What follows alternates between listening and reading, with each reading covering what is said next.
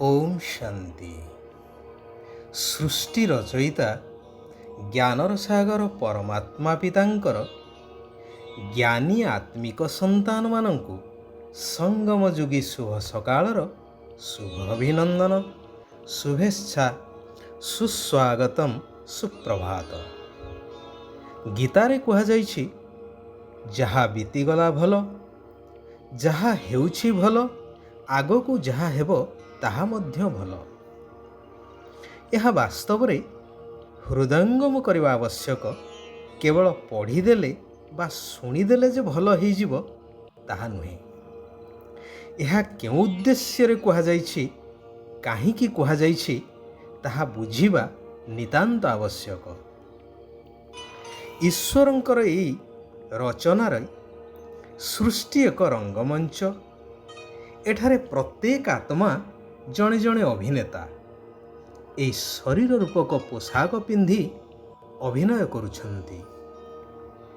ସୃଷ୍ଟି ନାଟକର ଚକ୍ର ଘୂରି ଚାଲିଛି ଅବିରାମ ଗତିରେ। ସତ୍ୟ, ତ୍ରେତୟା, ଦ୍ୱାପର, କଳି ପୁନଃ ପୁନଃ ପୁନରାବୃତ୍ତି ହୋଇ ଚାଲିଛି ନିର୍ଭୁଲ ଭାବରେ, ଯେପରି ଟେପ୍ ରେକର୍ଡରର ଟେପ୍ ଚାଲିଥାଏ। ଯେଉଁ ସମୟରେ ଯାହା ଘଟିଥିଲା ତାହା ହିଁ ପୁନରାବୃତ୍ତି ହୋଇ ଚାଲିଛି। ଏଥିରେ କିଛି ବି ନୂତନତ୍ୱ ନାହିଁ। ଯେପରି ନାଟକରେ ଅଭିନେତାମାନଙ୍କର ଅଭିନୟକୁ ଦେଖି ସମସ୍ତେ ମନୋରଞ୍ଜନ କରିଥାନ୍ତି, ସେହିପରି ଏହି ସୃଷ୍ଟି ନାଟକରେ ପ୍ରତ୍ୟେକ ଅଭିନେତା ନିଜ ନିଜର ଅଭିନୟ କରୁଛନ୍ତି। ଏହା ଅଭିନାଶୀ ସୃଷ୍ଟି ନାଟକ। ସବୁ ହେଉଛି ପୂର୍ବ ପ୍ରସ୍ତୁତ। ଏଥିରେ ଆଶ୍ଚର୍ଯ୍ୟ ହେବାର ନାହିଁ, ଦୁଃଖ କରିବାର ନାହିଁ, କି କାହାରିକୁ ଦୋଷାରୋପ କରିବା ମଧ୍ୟ ଉଚିତ ନୁହେଁ। କାରଣ ଏଥିରେ ଏକ ଗୂଢ଼ ରହସ୍ୟ ଲୁଚି ରହୁଛି। ତାହା ହେଉଛି କର୍ମର ହିସାବ କିତାବ। ସମସ୍ତେ ସମସ୍ତଙ୍କର ପୂର୍ବଜନ୍ମର ଋଣ ଶୁଝିବାରେ ବର୍ତ୍ତମାନ ଲାଗିଛନ୍ତି। ଏହା ଉପରେ ଶାସ୍ତ୍ରରେ ଅନେକ କାହାଣୀମାନ ଅଛି। ଯେପରି ରାମାୟଣରେ କବନ୍ଧ ରାକ୍ଷସର କଥା ରହିଛି, କିପରି ସେ ଗନ୍ଧର୍ବରୁ ରାକ୍ଷସ ହେଲେ, ଯାହାର ଗୋଟିଏ ଆଖି ଅଣ୍ଟା ଠାରୁ ପାଦ ପର୍ଯ୍ୟନ୍ତ ନାହିଁ, ନିଶ୍ଚଳ ହୋଇ ଗୋଟିଏ ଜାଗାରେ ପଡ଼ି ରହିଥିବ, କେବଳ ଦୁଇ ହାତକୁ ଇଚ୍ଛା ମୁତାବକ ପ୍ରସାରିତ କରି ଶିକାର କରି ଭକ୍ଷଣ କରୁଥାଏ। ରାମ, ଲକ୍ଷ୍ମଣ ସୀତାଙ୍କୁ ବନରେ ଖୋଜୁଥିବା ସମୟରେ ତାଙ୍କ ଦ୍ୱାରା ଶ୍ରାପମୁକ୍ତ ହେଇଥିଲେ ଏହି ଗନ୍ଧର୍ବ ରୂପୀ କବନ୍ଧ ରାକ୍ଷସ। ଏବଂ କିପରି ସେ ରାକ୍ଷସ ହେଇଥିଲେ ରାମଙ୍କ ଆଗରେ ସେ ବଖାଣିଥିଲେ କି କୌତୂହଳବଶତଃ ଭୟଙ୍କର ରୂପ ଧାରଣ କରି ଋଷିମୁନିଙ୍କୁ ଭୟଭୀତ କରାଇବାର ଚେଷ୍ଟା କରୁଥିଲେ। ଋଷି ତାଙ୍କ ଦିବ୍ୟ ଦୃଷ୍ଟି ବଳରେ ଜାଣିପାରିଲେ ଏବଂ ଅଭିଶାପ ଦେଲେ ଯେ ତୁମେ ସଦାକାଳ ପାଇଁ ଏହିଭଳି ରୂପ ନେଇଯାଅ। ତେବେ କହିବାର ଉଦ୍ଦେଶ୍ୟ ହେଉଛି, ଯିଏ ଯେପରି କର୍ମ କରିଥାନ୍ତି ତାର ହିସାବ କିତାବ ଚୁକ୍ତ କରିବାକୁ ହିଁ ପଡ଼ିବ ନା। ବର୍ତ୍ତମାନ ସମାଜରେ ଦେଖାଯାଏ, ପରିବାର ମଧ୍ୟରେ ମଧ୍ୟ ଜଣେ ଯଦି ଭଲ କର୍ମ କରିଥାଏ, ଭଲ କହିଥାଏ, ତାକୁ ଅନେକ କଷ୍ଟ ଭୋଗିବାକୁ ପଡ଼ୁଛି, ଅପମାନ ମଧ୍ୟ ସହ୍ୟ କରିବାକୁ ପଡ଼ୁଛି। ଏହା ହିଁ ହେଉଛି କର୍ମର ହିସାବ କିତାବ। ଯିଏ ଏହି ସୃଷ୍ଟି ନାଟକର ଅଟଳ ନିୟମ ବିଷୟରେ ଅବଗତ, ସେମାନେ ଏଥିରେ ବିଚଳିତ ହେବା ପରିବର୍ତ୍ତେ ଖୁସି ଅନୁଭବ କରିଥାନ୍ତି। କାରଣ ସେମାନଙ୍କର ନିଶ୍ଚୟତା ଥାଏ କି ଏହା ମୋର କର୍ମର ହିସାବ ଚୁକ୍ତ ହେଉଛି। ଯେପରି କେହି ଜଣେ ଅଭାବୀ ବ୍ୟକ୍ତି ନିଜର ମୁଣ୍ଡ ଝାଳ ତୁଣ୍ଡରେ ମାରି ପେଟରୁ କାଟି ସଞ୍ଚୟ କରି କରି ଋଣ ପରିଶୋଧ କଲା ପରେ ଖୁସି ହେଇଥାନ୍ତି ଦୁଃଖୀ ହେବା ପରିବର୍ତ୍ତେ, କାରଣ ସମ୍ପୂର୍ଣ୍ଣ ଚିନ୍ତାମୁକ୍ତ ହେଇଯାଇଥାନ୍ତି ନା।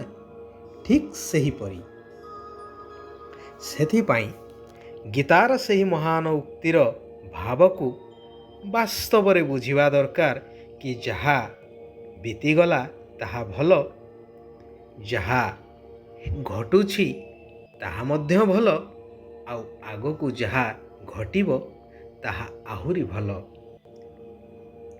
ଏଥିରେ ସମସ୍ତଙ୍କର କଲ୍ୟାଣ ହିଁ କଲ୍ୟାଣ ଅନ୍ତର୍ନିହିତ ହୋଇ ରହିଛି।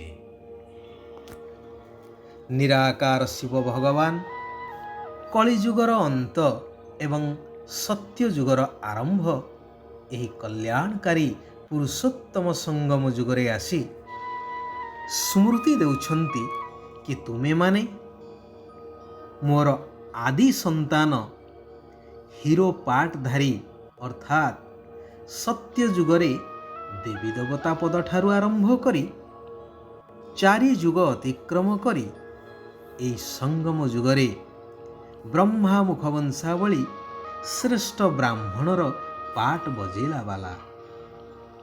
ତେଣୁ ଏବେ ମୋର ନିର୍ଦ୍ଦେଶ ମାନ, ତେବେ ବିକାରର ଯନ୍ତ୍ରଣାରୁ ମୁକ୍ତ ହେଇପାରିବ।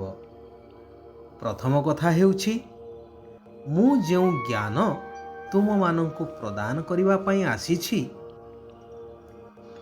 ତୁମକୁ ଏହି ଅନୁଷ୍ଠାନ ଅର୍ଥାତ୍ ପ୍ରଜାପିତା ବ୍ରହ୍ମାକୁମାରୀ ଈଶ୍ୱରୀୟ ବିଶ୍ୱବିଦ୍ୟାଳୟର 7 ଦିନର ପାଠ୍ୟକ୍ରମକୁ ଭଲ ଭାବରେ ବୁଝି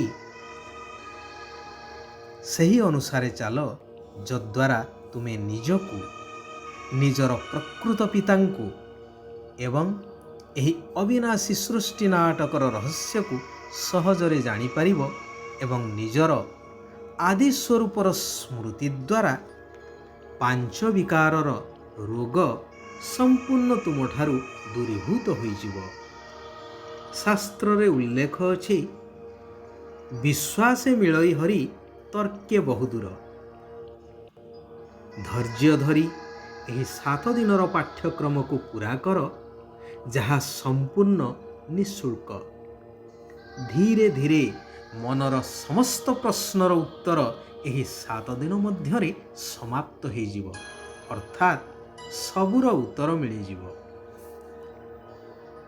ବାସ୍ତବତାକୁ ଜାଣିସାରି କୌଣସି କଥାରେ ସଂଶୟ ଆଣିବା ଅନୁଚିତ। ସାକ୍ଷୀ ହୋଇ ପ୍ରତ୍ୟେକ ଅଭିନେତାଙ୍କର ସବୁ କିଛି ଅଭିନୟକୁ ଦେଖ। କେବେ ହେଲେ ନିଜର ଚରିତ୍ରର ରେକର୍ଡକୁ ଖରାପ କର ନାହିଁ। ନିଜକୁ ବିନ୍ଦୁ ଆତ୍ମା ନିଶ୍ଚୟ କରି ନିରାକାର ବିନ୍ଦୁ ପିତାଙ୍କ ସ୍ମୃତିରେ ରୁହ, ତେବେ ସମ୍ପୂର୍ଣ୍ଣତାକୁ ପ୍ରାପ୍ତ କରି କର୍ମାତୀତ ଅବସ୍ଥା ହୋଇଯିବ। ସତ୍ୟ ପିତାଙ୍କ ସହିତ ସମ୍ପୂର୍ଣ୍ଣ ସତ୍ୟତାର ସହିତ ଚାଲିବା ଦରକାର। ଶିବ ବାବା କହୁଛନ୍ତି, ସନ୍ତୁଷ୍ଟତା ରୂପୀ ସମ୍ପତ୍ତି ଦ୍ୱାରା ବିନାଶୀ ଇଚ୍ଛା ଗୁଡ଼ିକୁ ସମାପ୍ତ କରୁଥିବା ସଦା ସନ୍ତୁଷ୍ଟ ମଣି ହୁଅ। କୁହାଯାଏ, ଯିଏ ସଦା ସନ୍ତୁଷ୍ଟ ତା ପାଖରେ ସବୁ କିଛି ପ୍ରାପ୍ତ ହୋଇଥାଏ। ଅସନ୍ତୁଷ୍ଟ ଆତ୍ମାର ଇଚ୍ଛା କେବେ ହେଲେ ପୂରଣ ହୋଇନଥାଏ, କାରଣ ଗୋଟିଏ ଇଚ୍ଛା ପୂରଣ ହେଲେ ଆଉ 10ଟି ଇଚ୍ଛା ଉତ୍ପନ୍ନ ହୋଇଥାଏ। ସେଥିପାଇଁ ବିନାଶୀ ଇଚ୍ଛା ଗୁଡ଼ିକୁ ଭୁଲିଯାଅ, ତେବେ ଅବିନାଶୀ ପ୍ରାପ୍ତିର ଅଧିକାର ପ୍ରାପ୍ତ ହୋଇଯିବ। ଯଦି ସ୍ମୃତିର ସୁଇଚ୍ ସଦା ଅନ୍ ରହିବ, ତେବେ କେବେ ବି ମୁଡ୍ ଅଫ୍ ହେଇପାରିବ ନାହିଁ। ଆଚ୍ଛା, ଆଜି ପାଇଁ ଏଇଠାରେ ଆମେମାନେ ବିରାମ ନେବା। ଆସନ୍ତାକାଲି ପୁନଃ ଆମେମାନେ ସେହି କଲ୍ୟାଣକାରୀ ପରମାତ୍ମାଙ୍କର ଆଉ କିଛି କଲ୍ୟାଣକାରୀ ମହାବାକ୍ୟକୁ ଆଲୋଚନା ମାଧ୍ୟମରେ ଧାରଣା କରିବା, ନିଜ ଜୀବନକୁ ଶ୍ରେଷ୍ଠ କରିବା ସହିତ ସାରା ବିଶ୍ୱର ଆତ୍ମାମାନଙ୍କର କଲ୍ୟାଣ କରିଚାଲିବା। ଓମ୍ ଶାନ୍ତି। ଓମ୍ ଶାନ୍ତି। ଓମ୍ ଶାନ୍ତି।